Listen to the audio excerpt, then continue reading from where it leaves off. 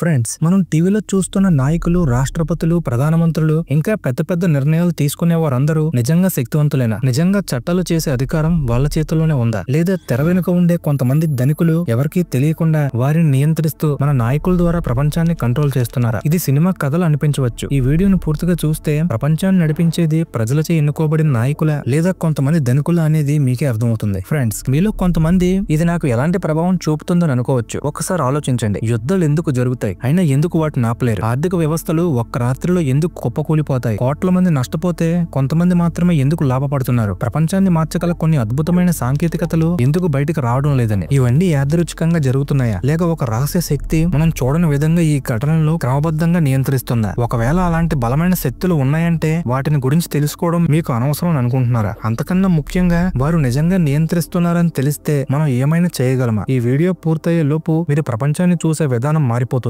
అందుకని ఈ వీడియోని చివరి వరకు చూడండి. ఫ్రెండ్స్, ఇది కొంచెం జాగ్రత్తగా వినండి. మనందరం ప్రభుత్వాలే ప్రపంచాన్ని నడుపుతాయని నమ్ముతాం. మనం ఓటు వేస్తాం, నాయకులు ఎన్నికవుతారు, వాళ్ళు ప్రజల కోసం నిర్ణయాలు తీసుకుంటారు, చట్టాలు అమలవుతాయి, మొత్తం వ్యవస్థ సజావుగా నడుస్తున్నట్లు అనుకుంటాం. ఇది చాలా సరళంగా అనిపిస్తుంది కదా, కానీ ఇది నిజంగా అంత తేలికైన వ్యవస్థేనా? లేదా మనం చూస్తున్నది ఒక మాయ? అసలు నిజం ఏంటంటే ఎన్నో సంవత్సరాలుగా అనేక మంది పరిశోధకులు, మాజీ ప్రభుత్వ అధికారులు మరియు విశ్లేషకులు ఒక ముఖ్యమైన విషయాన్ని ప్రస్తావిస్తున్నారు. అదే డీప్ స్టేట్ అనే ఒక రహస్య శక్తి. ఇది ప్రజాస్వామ్యం, ఎన్నికలు, ప్రభుత్వ నియంత్రణ అనే వ్యవస్థలకు అజ్ఞాతంగా పనిచేస్తుందని, ప్రజల దృష్టికి రాకుండా నడుస్తూ ప్రపంచాన్ని ప్రభావితం చేస్తుందని అంటున్నారు. ఒక వాస్తవ ఉదాహరణ తీసుకుందాం. 1961లో అప్పటి అమెరికా అధ్యక్షుడు డ్వైట్ డి ఐసెన్హోవర్ తన వీడ్కోలు ప్రసంగంలో మిలిటరీ ఇండస్ట్రియల్ కాంప్లెక్స్ ప్రమాదాన్ని గురించి హెచ్చరించారు. అతను చెప్పింది ఏమిటంటే పెద్ద పెద్ద కార్పొరేషన్లు, గూఢచార సంస్థలు, సైనిక శక్తులు ప్రభుత్వ నిర్ణయాలను ప్రజల ప్రయోజనం కోసం కాకుండా తమ స్వంత ప్రయోజనాల కోసం ఉపయోగించుకుంటున్నాయని. ఇంకా ఆసక్తికరమైన విషయం ఏంటంటే అప్పటి అమెరికా అధ్యక్షుడు జాన్ ఎఫ్ కెనడీ కూడా వీటి గురించి బహిరంగంగా మాట్లాడాడు. ప్రజలకు నిజాన్ని తెలియజేయాలని ప్రయత్నించారు. అయితే కొద్ది కాలానికే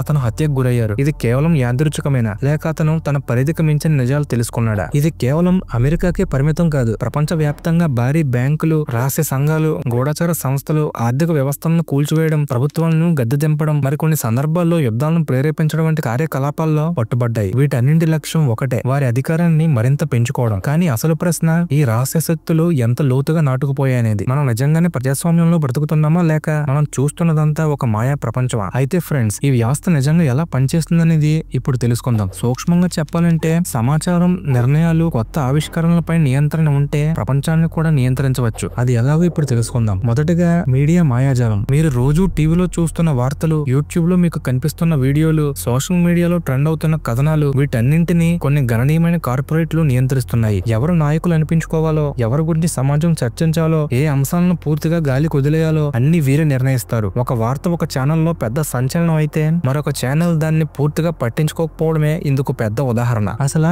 ఎవరైనా సమాజాన్ని వాస్తవాలకు దూరంగా ఉంచాలనుకుంటే వాళ్ళు ఆ వాస్తవాలను పూర్తిగా దాచేయరు, బదులుగా అవి లేదనిపించేలా చేస్తారు. ఈ గేమ్ లో మనం సరైన ప్రశ్నలు వేయకుండా ఉండడమే అసలు లక్ష్యం. ఇక రెండవది రాజకీయ మాయాబజార్. ఎన్నికలు జరుగుతాయి, కొత్త నాయకులు వస్తారు, కానీ పాలసీలు మారవు. మీరు ఎవరికి ఓటు వేసినా సరే ప్రధానంగా జరిగే పనులు ఆర్థిక సంక్షోభాలు, కార్పొరేట్ కంపెనీలకు రక్షణ, అంతర్జాతీయ యుద్ధాలు. వీటిలో అస్సలు మార్పు ఏదీ కనిపించదు. నాయకులు మారుతూ ఉంటారు, కానీ అసలు నియంత్రణ వారి చేతుల్లో ఉందా, లేక వీరు వెనుక మరొకరు ఉన్నారా అనిపిస్తుంది. ఇక్కడ మన ఆలోచన విధానాన్ని ప్రభావితం చేయడమే అసలైన ఆట. ఒక సమస్య వచ్చినప్పుడు ప్రజలు నిజమైన కారణాలను అర్థం చేసుకోకుండా నిర్దిష్టంగా చూపించే దారిలో ఆలోచించేలా చేస్తారు. అసలు ఎవరు నియంత్రణలో ఉన్నారో తెలుసుకునే లోపు మనం అర్థం చేసుకునే కంటే ముందు సమస్యలు మారిపోయి వేరే రూపంలో మళ్లీ వస్తాయి. ఇక మూడవది దాచిపెట్టబడిన ఆవిష్కరణలు. మంచి నీరు, ఉచిత ఇంధనం, క్యాన్సర్ వంటి మహమ్మారులకు చికిత్స. ఇవన్నీ మనకు సాధ్యమేనా అని మీరు ఎప్పుడైనా అనుకున్నారా? ఇది కేవలం సైన్స్ ఫిక్షన్ కాదు. చాలా మంది శాస్త్రవేత్తలు ఇప్పటికీ మన జీవన ప్రమాణాలను విప్లవాత్మకంగా మార్చగలిగే అనేక పరిశోధనలు చేస్తున్నారు. కానీ ఇవి కొన్ని $1 బిలియన్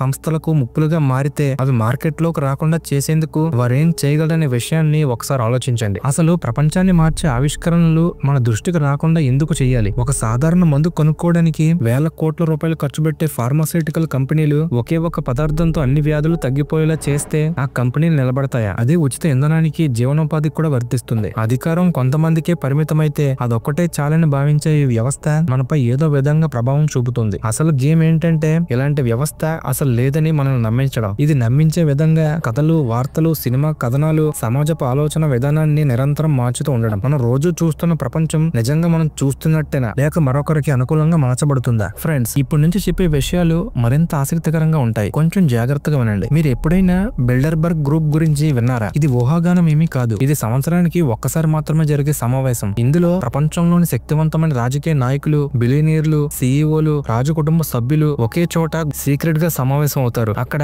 ఎటువంటి మీడియా కవరేజ్ ఉండదు, ఎటువంటి అధికారిక రికార్డులు ఉండవు, ఎటువంటి ప్రజా పర్యవేక్షణ ఉండదు. కేవలం ప్రపంచాన్ని ప్రభావితం చేసే అత్యంత సంపన్నులు, శక్తివంతులు రహస్యంగా గ్లోబల్ పాలసీలను తీర్చిదిద్దుతుంటారు. కానీ ఇది కేవలం ప్రారంభమే. ఇప్పుడు కొన్ని నిజమైన సంఘటనల గురించి మాట్లాడుకుందాం. మొదటిది రాత్స్చైల్డ్ ఫ్యామిలీ అండ్ బ్యాంకింగ్ సిస్టమ్. ఈ కుటుంబం శతాబ్దాలుగా అంతర్జాతీయ ఆర్థిక వ్యవస్థను నిశ్శబ్దంగా నియంత్రిస్తున్నట్టు చాలా మంది విశ్వసిస్తున్నారు. కేంద్ర బ్యాంకులు, వడ్డీ రేట్లు, ద్రవ్యోల్బణం ఈ అంశాలన్నీ సహజంగా మారుతున్నాయా లేక ఎవరో గుప్తంగా నియంత్రిస్తున్నారా? రెండవది సిఐఏ సీక్రెట్ ఆపరేషన్స్. కొన్నేళ్ల క్రితం డీక్లాసిఫై చేసిన పత్రాల ప్రకారం ఇంటెలిజెన్స్ ఏజెన్సీలు ప్రభుత్వాలను ప్రభావితం చేశాయి, తమ సొంత పౌరులపై గూఢచర్యం చేశాయి మరియు ఎన్నో రహస్య ప్రయోగాలు నిర్వహించాయి. ఇవన్నీ బయటకు వచ్చినవి మాత్రమే. ఇంకా ఎన్ని రహస్యాలు మనం తెలియకుండా ఉంచారో తెలియదు. ఆ తరువాత big pharma and health care ఇండస్ట్రీలు. వైద్య రంగంలో విప్లవాత్మక అభివృద్ధి జరుగుతుంటే ఇంకా ఎందుకు చాలా మంది వ్యాధులకు చికిత్సలు మాత్రమే అందిస్తున్నాం, పూర్తి పరిష్కారాలు కాకుండా? ఎందుకు మెడిసిన్ అనేది వేల కోట్ల రూపాయల వ్యాపారంగా మారింది? ప్రజల ఆరోగ్యం కంటే లాభాలకే ప్రాధాన్యత ఉందా? ఫ్రెండ్స్, ఇవన్నీ యాదృచ్ఛిక సంఘటనలేనా లేక ప్రపంచం ఇదే విధంగా పనిచేయాలని రూపొందించబడిందా? అయితే ఫ్రెండ్స్, ఈ రహస్య ప్రభుత్వం నిజంగా ఉనికిలో ఉంటే మీరు లేదా నాలాంటి సగటు వ్యక్తి ఏం చేయగలడు? అయితే ఇది